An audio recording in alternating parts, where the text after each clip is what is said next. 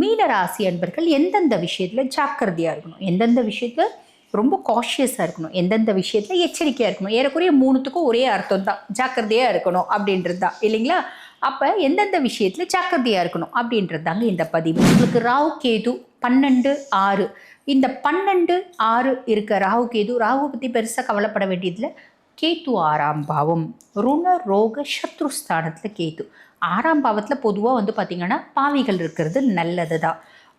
அப்டக்கிள்ஸ் நிறைய வருமே, நம்மளுக்கு தடங்கல்கள் நிறைய வருமே, இடையூறுகள் நிறைய வருமே அப்படின்னு. அதே மாதிரி எதிரிகள், மீனத்துக்கு பொதுவாக பெருசாக எதிரிகள் கிடையாது. ஏன்னா யார் ஹெல்ப் கேட்டாலும் ஹெல்ப் செய்யக்கூடியவங்க. பட் இருந்தாலும் நம்மளோட ஒரு புத்திசாலித்தனத்தினால நம்மளுக்கு மறைமுக எதிரிகள் வரலாம். அவங்கள ரொம்ப சூப்பர் டூப்பராக கழுவுற மீனில் நழுவுற மீன் மாதிரி நீங்கள் வந்து ஓவர் கம் பண்ணிடுவீங்க. பியாண்ட் தட் அதை ஓவர் கம் பண்ணணும் அப்படின்றத மறந்துடாதீங்க. யூஸ்வலான உங்களோட கேரக்டர் ஞாபகம் வச்சுக்கோங்க அப்படின்னு சொல்லலாம். இப்போ எந்தெந்த விஷயத்தில் ஜாக்கிரதையாக இருக்கணும் அப்படின்னு நீங்கள் சொல்லிட்டீங்க. இப்போ பரிகாரம் அப்படின்னு ஒன்று இருக்க தானே செய்து, எப்பயுமே நீங்கள் சொல்லுவீங்க இல்லைம்மா, அந்த விதத்தில் எங்களுக்கு என்னம்மா பரிகாரம் அப்படின்னு கேட்டிங்கன்னா,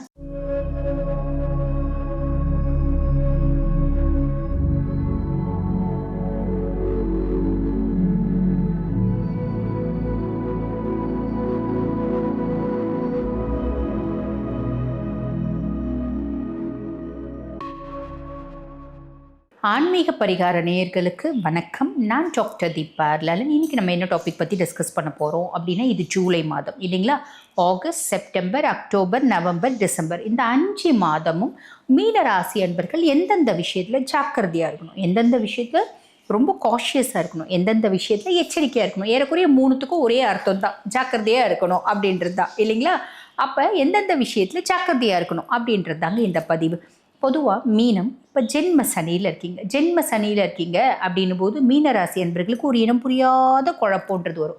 ரொம்ப தெளிவு, நான் ரொம்ப புத்திசாலி, என்னோட புத்திசாலித்தனம் எனக்கு மட்டும் பயன்படுத்தாமல் என்னை சார்ந்தவர்களுக்கும் நான் வந்து பாருங்கள் ஹெல்ப் அப்படின்றது செய்வேன். ஆனால் இப்போ எனக்கு ஒரு குழப்பம் வருது, என்னோட ஒரு முக்கியமான விஷயங்களை என்னால் முடிவெடுக்க முடியல. அப்போ நான் என்ன பண்ணோம், ரொம்ப சிம்பிள். என்னோட வெல்விஷர்ஸ், என்னோட மென்டாஸ் கிட்ட கேட்டு, அந்த மென்டாஸும் வெல்விஷர்ஸும் உண்மையாகவே வெல்விஷர்ஸாக இருக்கணும், உண்மையாகவே நல்ல மென்டாராக இருக்கணும். அவங்கக்கிட்ட கேட்டு நீங்கள் முடிவெடுக்கணும். புரியுதுங்களா? உங்களுக்கு தோணுச்சு அப்படின்னாலும் ஒரு முறை உங்களோட வெல்விஷஸை நீங்கள் கேட்டு எடுக்கிறது நல்லது. இந்த விஷயத்தில் கவனமாக இருங்க.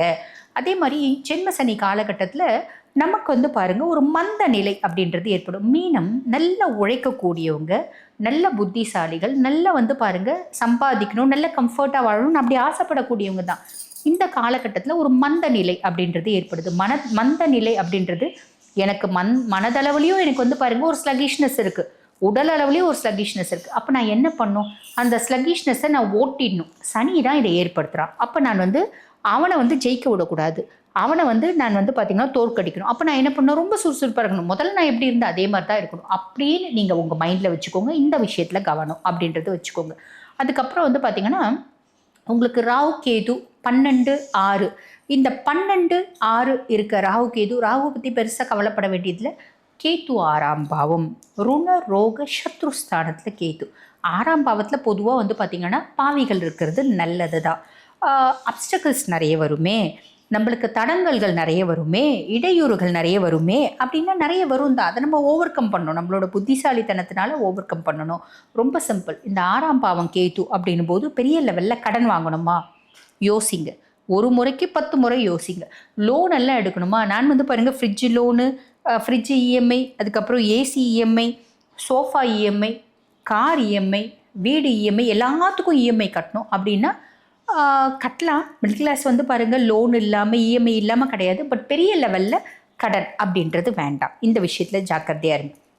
அதே மாதிரி எதிரிகள், மீனத்துக்கு பொதுவாக பெருசாக எதிரிகள் கிடையாது. ஏன்னா யார் ஹெல்ப் கேட்டாலும் ஹெல்ப் செய்யக்கூடியவங்க. பட் இருந்தாலும் நம்மளோட ஒரு புத்திசாலித்தனத்தினால நம்மளுக்கு மறைமுக எதிரிகள் வரலாம்.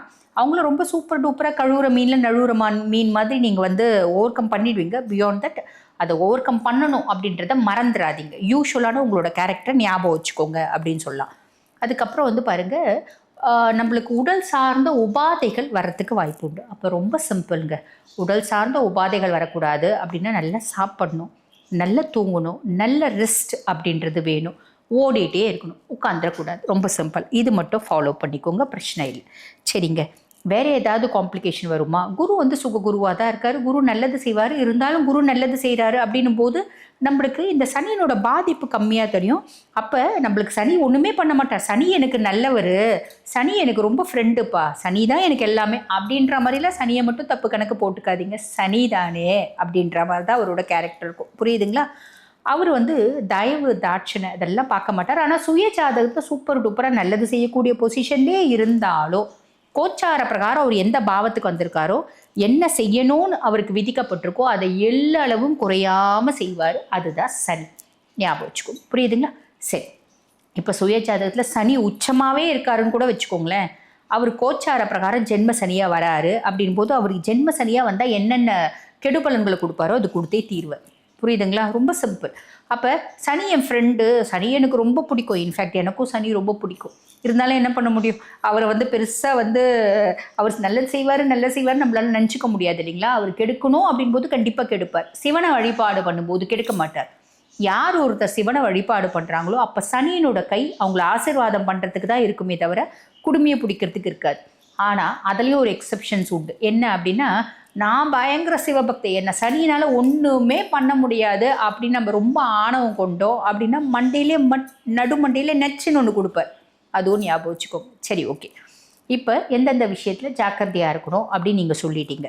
இப்போ பரிகாரம் அப்படின்னு ஒன்று இருக்க தானே செய்து எப்பயுமே நீங்கள் சொல்லுவீங்க இல்லை, அந்த விதத்தில் எந்த பரிகாரம் செய்யலாம் அப்படின்னா ரொம்ப எளிமையான விஷயம் ஒன்று இருக்குது. அது என்ன அப்படின்னா சிவ வழிபாடு. ஒன்று சிவ வழிபாடு அப்படின்றத பௌர்ணமி தோறும், பிரதோஷம் தோறும், மாத சிவராத்திரி தோறும் நம்ம வந்து சிவனை போய் வழிபாடு பண்ணலாம். இது ஒரு பெஸ்ட் ஆப்ஷன். இன்னொரு ஆப்ஷன் என்ன அப்படின்னா காலபைரவனை வழிபாடு பண்ணுறது. சனிக்கிழமை தோறும் காலபைரவனை போய் வழிபாடு பண்ணணும். காலபைரவனை போய் வழிபாடு பண்ணும்போது புளியோதரை செஞ்சு கொண்டு போய் அங்கே வரக்கூடிய பக்தர்களுக்கு நம்ம வந்து பார்த்திங்கன்னா பிரசாதமாக கொடுக்கலாம். சரிங்களா? அது செய்யலாம். இல்லைன்னா கோயிலே சொல்லி புளியோதரை நம்ம வந்து நிவேதனம் செய்ய சொல்ல அதை வந்து பக்தர்களுக்கு கொடுக்கலாம். இது ஒரு விதமான பரிகாரம்.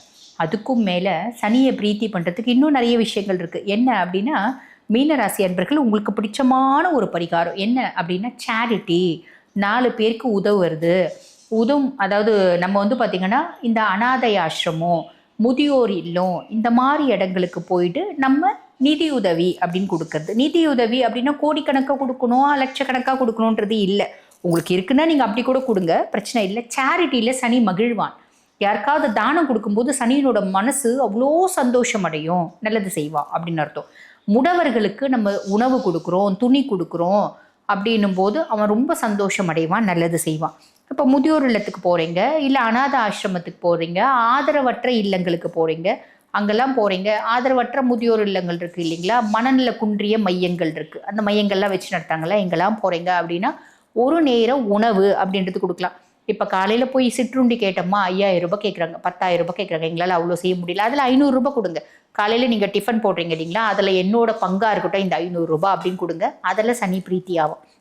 வெளியே போயிட்டே இருங்க. யாச்சகம் நிறைய பேர் கேட்குறாங்க, பிக்ஷை எடுக்கிறவங்க காசு கேட்டுகிட்டே இருக்காங்க, நம்ம கம்முனே இருப்போம். நானே நிறைய முறை அந்த மாதிரி பண்ணியிருக்கேன். அந்த மாதிரி கம்னே இருக்காதிங்க. 5 ரூபாய் கையில் இருந்தால் போடுங்க, இல்லைனா இல்லைம்மா அப்படின்றது சொல்லிவிடுங்க. அவங்க பாட்டு நம்மக்கிட்ட கேட்குறத விட்டுட்டு அவங்க போயிடுவாங்க. நம்ம கம்னே இருக்கும்போது அவங்க மனசு கஷ்டப்படுது பார்த்தீங்களா, அதுவும் நம்மளை பாதிக்கும். அது சனிக்கு பிடிக்காது அப்படின்னு அர்த்தம். இந்த மாதிரி சின்ன சின்ன விஷயங்கள், மீனத்துக்கு பிடிச்ச விஷயங்கள் செய்யும் போதே சனி வந்து பாருங்கள் பெரிய லெவலில் கஷ்டம் கொடுக்க மாட்டான். ஆக எந்தெந்த விஷயத்தில் ஜாக்கிரதையாக இருக்கணும் அப்படின்றதும் சொல்லியிருக்கேன், பரிகாரமும் சொல்லியிருக்கேன். கரெக்டாக ஃபாலோ பண்ணுங்கள். நல்லது நடக்கும், நல்லது மட்டுமே நடக்கும். வாழ்த்துக்கள்.